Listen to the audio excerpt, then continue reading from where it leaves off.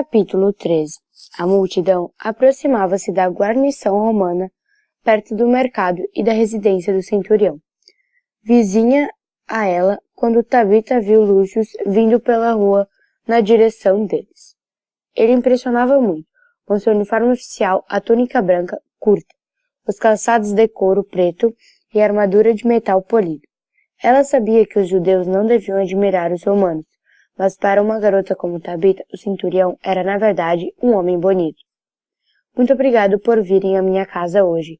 Lúcio inclinou-se enquanto se aproximava de Jesus, mas Tabita pôde ver que o rosto dele estava marcado pela tristeza por causa de seu servo.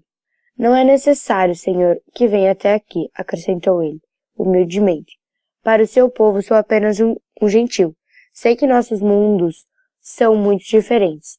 Posso ser um homem importante no meu mundo, mas reconheço a sua grandeza, que vai além de qualquer coisa que eu seja ou possa vir a ser. Por favor, diga apenas uma palavra, Senhor, e meu servo será curado. Não tenho dúvida de que alguém como o Senhor possa fazer isso. Que fé! Tabita estava admirada. O homem era tão distinto, tão respeitoso.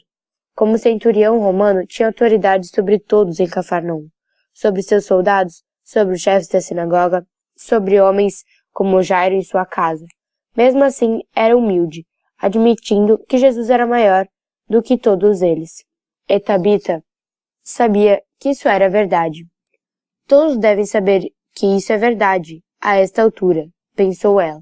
Tabita olhou para Jesus. Ele se virava para os discípulos sorrindo, com uma expressão de pura alegria e satisfação. Isso é maravilhoso! Exclamou ele. Lúcio tem uma fé que ainda não vi em todo Israel. Voltando-se para o centurião, Jesus disse, não se preocupe, seu servo se restabelecerá. Siga seu caminho e alegre-se por aquilo que o Pai do céu lhe deu.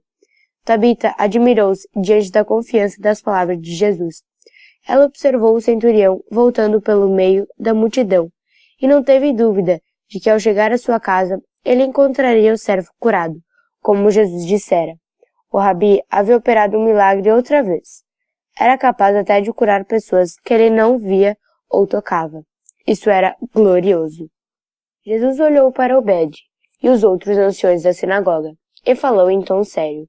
Virá o dia em que alguns gentios serão recebidos no céu, enquanto muitos do povo escolhido de Deus ficarão de fora. Puxa, que palavras fortes, pensou Tabita. Jesus queria mesmo dizer que gentios possivelmente se salvarão, ao passo que judeus poderão se perder? Essa ideia a chocou, e a notar um ar de aborrecimento na face de Obed e uma expressão semelhante na de seu pai. Entendeu que Jesus havia tocado num ponto delicado. Venha, Tabita, disse Jairo secamente enquanto a segurava pela mão e se virava para voltar. Tenho coisas importantes para fazer. Tabita sentia-se mal quando ela e seu pai subiram a rua estreita de chão batido, afastando-se da multidão. Por que temos que deixar Jesus desse jeito? Não é legal. É descortesia. Depois da maravilha que Jesus realizara pelo centurião, que havia beneficiado Jairo tantas vezes, o mínimo que podiam fazer seria ficar e agradecer-lhe o milagre. Mas Tabita sabia que seu pai não agiria assim. Quando ficava aborrecido com algo, ele apenas se levantava e saía. Evidentemente, estava indignado com aquilo que Jesus dissera acerca de gentios e judeus. Ela também se surpreendera diante do comentário de Jesus, mas seria essa uma boa razão para ficar zangado com ele? Às vezes, ela não sabia o que pensar. Ao prosseguirem rua acima, passaram por dois cegos sentados na lateral, mendigando. Ela conhecia a dupla, Icabode e Eliabe. Fazia anos que eles esmolavam nesse mesmo lugar. Icabode não tinha família. Eliabe tinha, mas ela nunca lhe prestava nenhum tipo de auxílio. Dia após dia, ele mendigava naquela esquina da rua, sem receber ao menos um pedaço de pão de seus irmãos ou primos. Tabita tinha pena dos mendigos e, com frequência, deixava uma moeda de cobre na caneca de barro que ficava entre eles. De repente, Icabode voltou o ouvido para o lado de onde vinha o som da multidão e começou a gritar: Jesus, filho de Davi, tem misericórdia de nós. Tabita diminuiu o passo para ver o que aconteceria.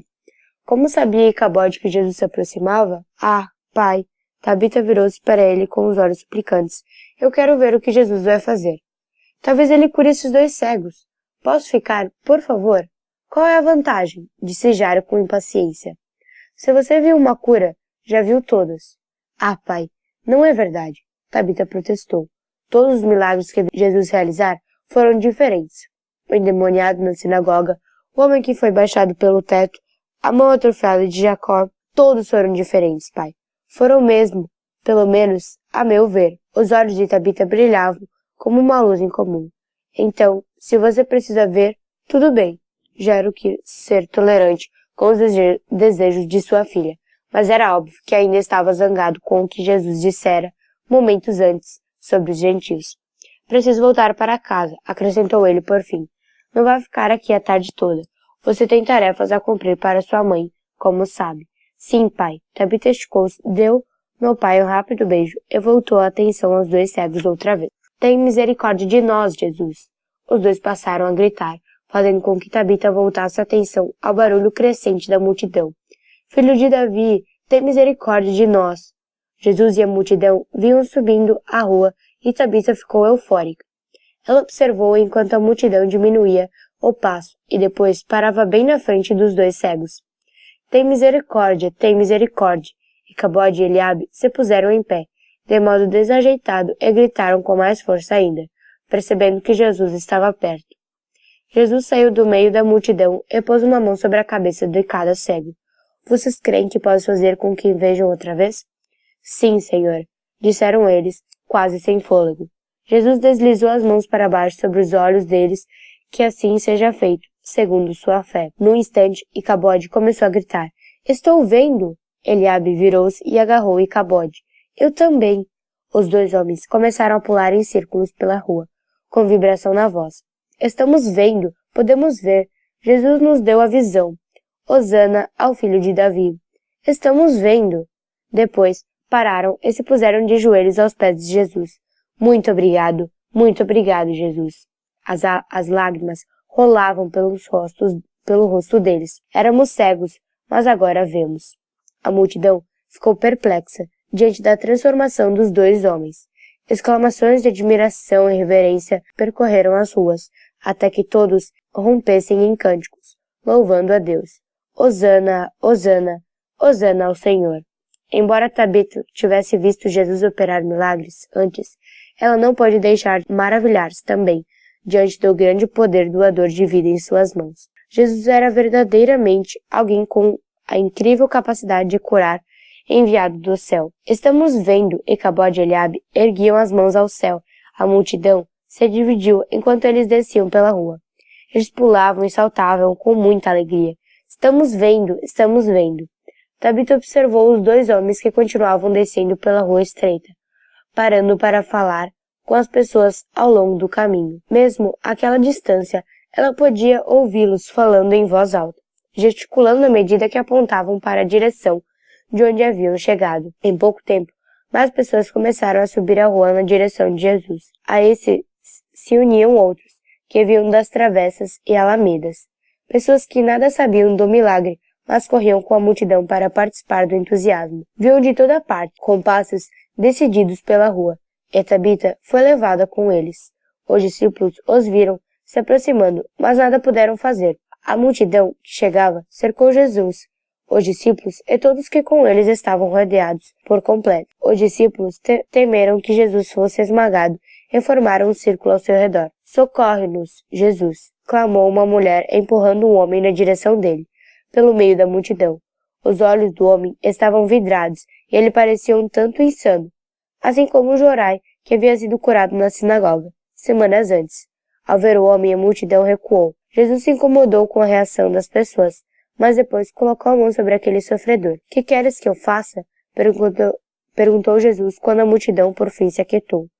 Meu filho precisa de ajuda, disse a idosa senhora. Ele sente dor a maior parte do tempo e não consegue falar. Era verdade.